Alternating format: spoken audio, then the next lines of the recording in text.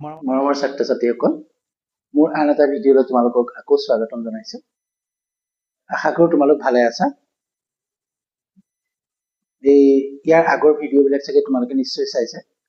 আজিৰ ভিডিঅ'টোত মই তোমালোকৰ বাবে 2.4ৰ 11 আৰু 12 নম্বৰ অংক দুটা লৈ আহিছো।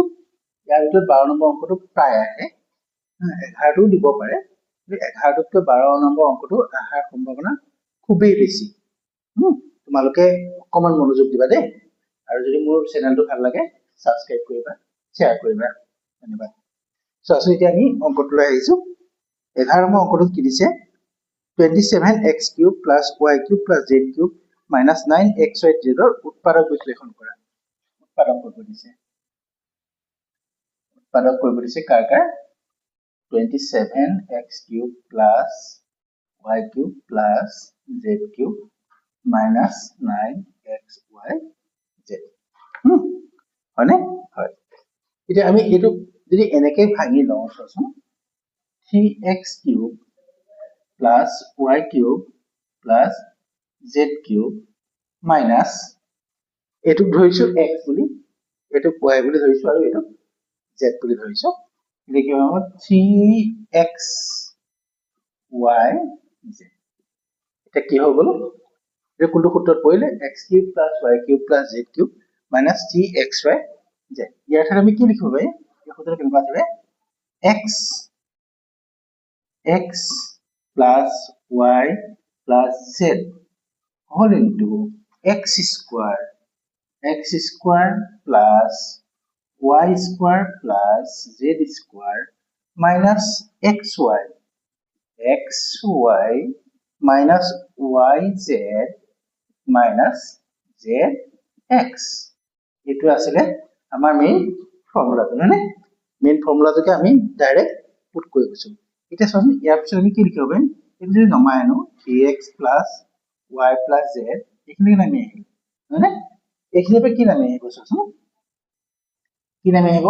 3 গুণ 9x square plus y square plus z square minus 3xy minus yz minus 3zx। এইকণে তোমালোকৰ অংকটো হলে? টান লাগিছে নেকি? নাই। ইয়াৰ পিছৰ অংকটো চোৱা, 12 নম্বৰ অংকটো সত্যাপন কৰিব দিছে। সত্যাপন কৰিব দিছে 12 নম্বৰ অংকটো। আমি সত্যাপন কেনেকৈ কৰিম? চোৱাচোন, 12 নম্বৰ অংকটো চোৱা দেই। এইটো অকমান ইণ্টাৰেষ্টিং অংক। 12 নম্বৰ, এইটো 3টা ষ্টাৰ মাৰি থোৱা, এইটো প্ৰায় আহে। কি আছে?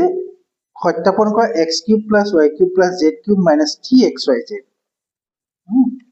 x cube plus y cube plus z cube minus 3xyz is equal কি দিছে? Half of x plus y plus z whole into x minus y whole square plus y minus z whole square plus z minus x whole square bracket close। নহয় নে? ঠিক আছে। এতিয়া এই চাবলৈ গ'লে আমি এইফালৰ পৰা এইফালে কৰিব লাগে দেই। লেফট হেণ্ড সাইডৰ পৰা ফলো কৰিব লাগে, ৰাইট হেণ্ড সাইড কৰিব লাগে। কিন্তু ইয়াত আমাৰ লেফট হেণ্ড সাইড কৰিবলগীয়া কাম নাই, সেইকাৰণে আমি কি কৰো? ৰাইট হেণ্ড সাইডৰ পৰা কৰো। ৰাইট হেণ্ড সাইডৰ পৰা আমি কি উলিয়াম? লেফট হেণ্ড সাইড উলিয়াম। ৰাইট হেণ্ড সাইডত কি আছিলে? Half x plus y plus z whole into x plus y plus z in bracket x plus y whole square plus y plus z whole square plus z plus x whole square is equal half to নমাই আনিলো আমি। নমাই আনি x plus y plus z টো ৰাখি দিলো। আমি এইটো যদি ভাঙো, x plus y whole square মানে x square plus twice xy plus y square হল। হলে এইটো চালো। তাৰপিছত চোৱা, y minus z টো যদি ভাঙি দিও, y square minus twice yz plus z square plus এইটো যদি তেনেকে ভাঙো, z minus x whole square to z square minus 2xz plus x square হলে এইখিনিতে 2 দেই এতিয়া চোৱা আমি half x plus y plus z এইটো নমাই আনিলো একো কামেই নাই খালি নমাই আনি আছো চিধা চিধা নামি নামি আহি আছে ওকে তাৰপিছত ইয়াত চোৱাচোন x স্কোয়াৰ আৰু x স্কোয়াৰ কেইটা হ'ল দুটা x square plus y square আৰু y স্কোয়াৰ কেইটা হ'ল দুটা y square plus z square হ'ল দুটা z স্কোয়াৰ তাৰপিছত থাকিল কি minus 2xy 2yz minus 2zx এটা পাতি দিলো minus 2xy minus 2yz আৰু minus 2zx মানে 2zx তাৰপিছত কি কৰিম চাচোন এইটো নমাই আনিলো x plus y plus z এতিয়া চোৱা এই গোটেইখিনিতে 2 এটা আছে এখানে 2 এটা কমন 2টো কমন হলে কি থাকি গল x square plus y square plus z square minus xy minus yz minus zx থাকিলে হল এতিয়া এটো উপৰ দুইটোৱে তলৰ দুইটোৱে কাটি দিলো থাকি গল কি x plus y plus z in bracket x square plus y square plus z square minus xy minus yz